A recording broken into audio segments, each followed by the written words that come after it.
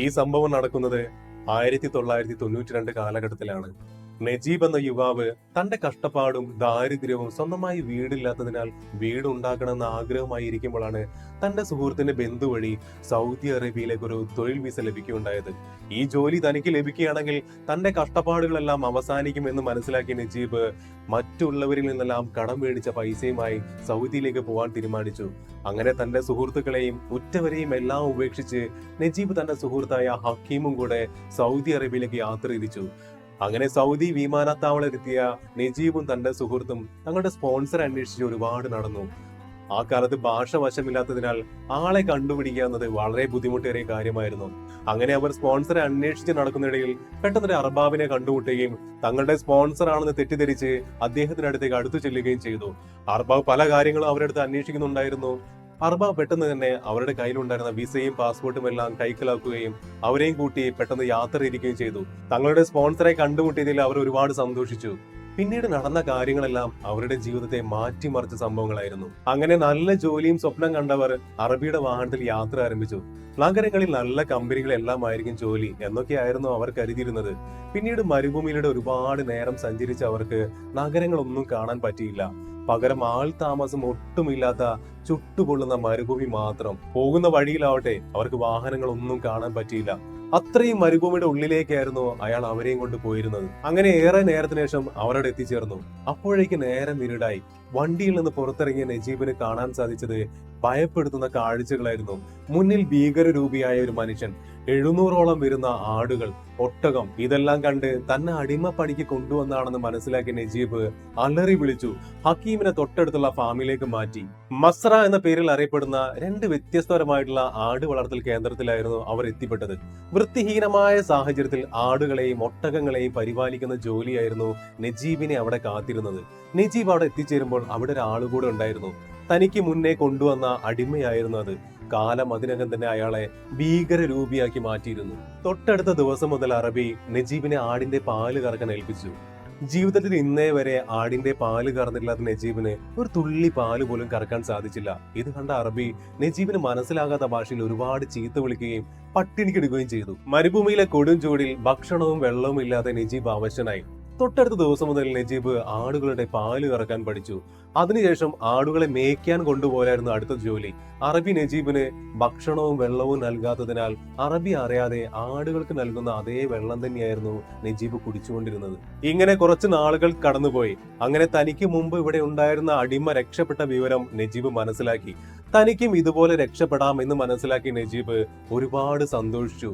ഇതിനിടയിൽ എല്ലാം തന്നെ നജീബ് തന്റെ വീട്ടുകാരെയും ഭാര്യയെയും എല്ലാം ആലോചിച്ച് പൊട്ടിക്കരയുന്നുണ്ടായിരുന്നു. അങ്ങനെ ഒരു ദിവസം ആടുകളുമായി പോയ നജീബിന് മരുഭൂമിയിൽ നിന്ന് കുറച്ച് അകലെയായി അന്ന് രക്ഷപ്പെട്ട അടിമയുടെ അഴുകിയ ശരീരം കാണാൻ സാധിച്ചു.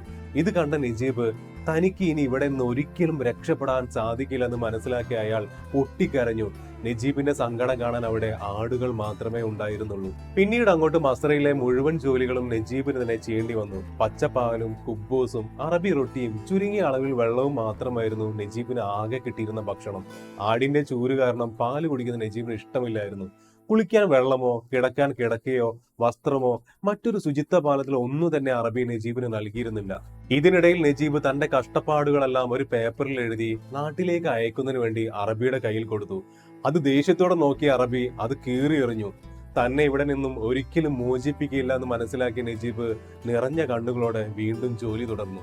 തനിക്ക് ഇനി ആടുകൾ മാത്രമുള്ളെന്ന് മനസ്സിലാക്കിയ നജീബ് ആടുകൾക്ക് തന്റെ സ്വന്തക്കാരുടെയും തന്റെ സുഹൃത്തുക്കളുടെയും പേരുകളെല്ലാം നൽകി. ആടുകളോട് തന്റെ സങ്കടങ്ങളെല്ലാം പറഞ്ഞ് തന്റെ ഏകാന്തതയ്ക്ക് നജീബ് ആശ്വാസം കണ്ടെത്തി. അങ്ങനെ കുറച്ചു ദിവസം കടന്നുപോയി. നേരം പുലരുമ്പോൾ കുറച്ച് ആടുകൾ ചത്തുകിടക്കുന്നത് നജീബിന് കാണാൻ സാധിച്ചു. മരുഭൂമിയിലെ ചുട്ടുപൊള്ളുന്ന ചൂടിൽ ആടുകളെല്ലാം നജീബ് കുഴിച്ചിടുകയും ചെയ്തു. ഇങ്ങനെ തനിക്ക് പ്രിയപ്പെട്ട ആടുകൾ എങ്ങനെയാണ് ചാകുന്നതെന്ന് മനസ്സിലാക്കാൻ നജീബ് രാത്രിയിൽ അവിടെ ഉണ്ടായിരുന്ന വാഹനത്തിന്റെ വെളിച്ചത്തിൽ പരിശോധന ആരംഭിച്ചു. ഇതിനിടയിൽ നജീബിന് കാണാൻ സാധിച്ചത് ആട്ടിൻ കൂട്ടങ്ങളിലിടയിലേക്ക് ഇഴഞ്ഞു നീങ്ങുന്ന പാമ്പുകളെയായിരുന്നു. ഇങ്ങനെ വരുന്ന പാമ്പുകളെല്ലാം നജീബ് കൊന്നൊടുക്കി. അങ്ങനെ ഒരു ദിവസം ആടിനെ മേയ്ക്കാൻ പോയ നജീബ് അങ്ങ് അകലെ മറ്റൊരു മസ്രയിൽ ജോലി ചെയ്തിരുന്ന തന്റെ സുഹൃത്തായ ഹക്കീമിനെ കാണാൻ പോയി. തന്റെ സുഹൃത്തിനെ കണ്ട സന്തോഷത്തിൽ ഒരുപാട് നേരം അവർ സംസാരിച്ചു. ഒരു പക്ഷെ തന്നെക്കാളും ഒരുപാട് ബുദ്ധിമുട്ടിലാണ് ഹക്കീം അവിടെ ജോലി ചെയ്തതെന്ന് നജീബ് മനസ്സിലാക്കി. തിരിച്ചെത്തിയ നജീബിനെയും കാത്ത് അറബി അവിടെ നിൽക്കുന്നുണ്ടായിരുന്നു. ഹക്കീമിനെ കണ്ടുവരികയാണെന്ന് മനസ്സിലാക്കിയ അറബി നജീബിനെ ഒരുപാട് തല്ലി. രണ്ടുപേരും കൂടെ ചേർന്നാൽ നാട് വിടും എന്ന തോന്നലായിരുന്നു അറബിയുടെ മനസ്സിൽ.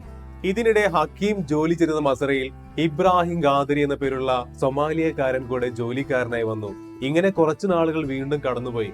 പിന്നീട് ഒരു ദിവസം മറ്റൊരു മസറയിലെ മുതലാളിയുടെ മകളുടെ കല്യാണത്തിന് വേണ്ടി അറബികളെല്ലാം പോയി. ഈ അവസരം മുതലെടുത്ത് നജീബും ഹക്കീമും ഖാദരിയും ഒളിച്ചോടാൻ തീരുമാനിച്ചു. അങ്ങനെ അവർ മസറയിൽ നിന്ന് ഒരു ഉച്ച തിരിഞ്ഞ ശേഷം ഒളിച്ചോടി. മരുഭൂമിയിലൂടെ ദിവസങ്ങൾ നീണ്ട പലായനത്തിൽ ദിശ നഷ്ടപ്പെട്ട അവർ വിശപ്പും ദാഹവും കൊണ്ട് വലഞ്ഞു. ഒരു തുള്ളി വെള്ളം പോലും കിട്ടാതെ ഹക്കീം മരണത്തിന് കീഴടങ്ങി. തങ്ങളും ഇതുപോലെ മരണത്തിന് കീഴടങ്ങുന്നു മനസ്സിലാക്കിയ നജീബും ഖാദരിയും പലായനം മരുഭൂമിയിലൂടെ തുടർന്നുകൊണ്ടേയിരുന്നു. കല്ലുകളും മുള്ളുകളും താണ്ടിയവർ മരുഭൂമിയിൽ യാത്ര തുടർന്നുകൊണ്ടേയിരുന്നു. അങ്ങനെ ഒരുപാട് ദൂരം യാത്ര ചെയ്തപ്പോൾ അവർക്കൊരു മരുപ്പച്ച കാണാൻ സാധിച്ചു. അവിടെ ഒരു അരുവിയും ഉണ്ടായിരുന്നു. വെള്ളം കണ്ട സന്തോഷത്തിൽ അവർ ഒരുപാട് വെള്ളം കുടിക്കുകയും ദാഹം അകറ്റുകയും ചെയ്തു. മരുപ്പച്ചയിൽ കുറച്ച് വിശ്രമിച്ച ശേഷം അവർ യാത്ര തുടർന്നുകൊണ്ടേയിരുന്നു. കാരണം ഇനിയും ഇവിടെ വിശ്രമിച്ചാൽ തങ്ങൾ പിടിക്കപ്പെടുന്നു മനസ്സിലാക്കിയ അവർ യാത്ര തുടർന്നുകൊണ്ടേയിരുന്നു. പെട്ടെന്നാണ് ഒരു മണൽക്കാറ്റ് വീശാൻ ആരംഭിച്ചത്. ശക്തമായ മണൽക്കാറ്റിൽ അവർ പരസ്പരം വഴിതെറ്റി. രണ്ടുപേരും രണ്ട് ദിശയിലേക്കാണ് പോയിക്കൊണ്ടിരുന്നത്. നജീബ് അവസാനം ഒരു റോഡിൽ എത്തിച്ചേർന്നു. വാഹനങ്ങൾക്ക് കൈകാണിച്ച നജീബിന് മുന്നിൽ ഒരു ദൈവദൂതനെ പോലെ ഒരു പാവം അറബി കാറ് നിർത്തി. നജീബിനെ കാറിൽ കയറ്റിയ ശേഷം തൊട്ടടുത്ത പട്ടണമായ ബദ്കയിൽ എത്തിച്ചു. നാട്ടിലെ പണക്കാരനായ അറബി ആയതിനാൽ നജീബിന് ചെക്ക് പോയിന്റിലെല്ലാം പിടിക്കപ്പെടാതെ രക്ഷപ്പെടാൻ സാധിച്ചു. ചെക്ക് പോയിന്റ് എത്തുമ്പോഴെല്ലാം നജീബിനോട് അറബി താഴ്ന്നിരിക്കാൻ പറയുന്നുണ്ടായിരുന്നു. ബദ്കയിൽ എത്തിയ നജീബിന് കാണാൻ സാധിച്ചത് ഒരുപാട് ആളുകൾ തിങ്ങിക്കൂടി മാർക്കറ്റിൽ സാധനങ്ങളെല്ലാം മേടിക്കുന്നതായിരുന്നു. കീറി പറഞ്ഞ വസ്ത്രങ്ങളുമായി ബദ്കയിൽ നിൽക്കുന്ന നജീബിനടുത്തേക്ക് കോഴിക്കോടുകാരനായ ഒരാൾ ചെല്ലുകയും തന്റെ ഹോട്ടലിലേക്ക് കൂട്ടിക്കൊണ്ടുപോയി ഭക്ഷണം നൽകുകയും ചെയ്തു. സംഭവം മനസ്സിലാക്കിയ അയാൾ നജീബിന്റെ കയ്യിൽ നിന്ന് കുടുംബക്കാരുടെ ഫോൺ നമ്പർ എല്ലാം മേടിച്ച ശേഷം അവരെ വിളിച്ച് വിവരം അറിയിക്കുകയും ചെയ്തു. അങ്ങനെ ഹോട്ടലുകാരന്റെ സ്വന്തം ചെലവിൽ ഒരു ടാക്സി വിളിച്ച് നജീബിനെ സൗദിയിലെത്തിയ വീട്ടുകാരുടെ അടുത്തേക്ക് പറഞ്ഞയച്ചു. നജീബിനെ കണ്ട വീട്ടുകാർ പൊട്ടിക്കരഞ്ഞു. ഏറെ നാളത്തെ കൂടിക്കാഴ്ച ശേഷം എങ്ങനെയെങ്കിലും നാട്ടിലേക്ക് കൊണ്ടുപോകേണ്ടി താടിയും മുടിയും എല്ലാം വെട്ടി കുളിപ്പിച്ച ശേഷം വസ്ത്രങ്ങളെല്ലാം മാറ്റി നൽകി. പക്ഷേ വിസയും പാസ്പോർട്ടും ഒന്നും ഇല്ലാത്തതിനാൽ നാട്ടിലേക്ക് കൊണ്ടുപോകുന്നത് എളുപ്പമല്ലായിരുന്നു. അതിനാൽ അവർ പോലീസിനെ സമീപിച്ചു. നിയമ നടപടികൾക്ക് വിധേയനായ ശേഷം 9 ദിവസത്തെ ശിക്ഷയ്ക്ക് വിധിക്കപ്പെട്ടു. നജീബിനെ പോലെ ജയിലിൽ ഒരുപാട് പേരുണ്ടായിരുന്നു.